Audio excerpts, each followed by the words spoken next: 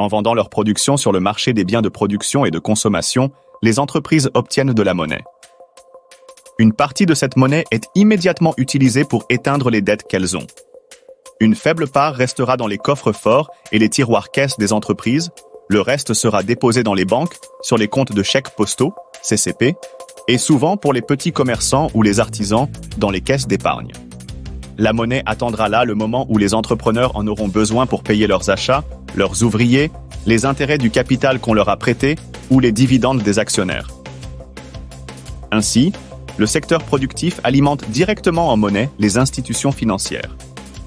La monnaie déposée dans les institutions financières pourra circuler à l'intérieur de ces institutions avant de retourner au service des entreprises. Ainsi, l'argent déposé dans les caisses d'épargne va à la Caisse des dépôts et consignations, caisse publique où sont concentrés les fonds d'autres organismes publics. Caisse d'épargne, allocation familiale et sécurité sociale, Caisse nationale de prévoyance, compte de dépôt des notaires, etc. La Caisse des dépôts gère ces fonds et les utilise selon certaines règles, soit pour financer des opérations d'intérêt social. La monnaie versée au CCP est déposée à la Banque de France, où elle est inscrite au compte du Trésor, service public qui gère les fonds publics.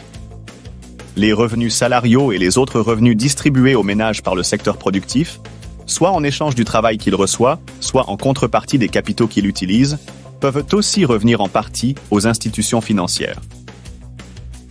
En effet, les ménages peuvent déposer leur épargne ou leur liquidité dans les banques, au CCP ou dans les caisses d'épargne. Par le biais des administrations, cotisations sociales principalement, le secteur productif apporte encore de l'argent aux institutions financières.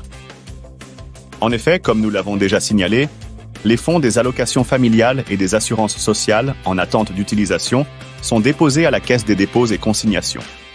De plus, les impôts qui alimentent le Trésor et les fonds des CCP déposés au compte du Trésor peuvent servir en partie à des prêts et des subventions aux entreprises passant par les institutions financières.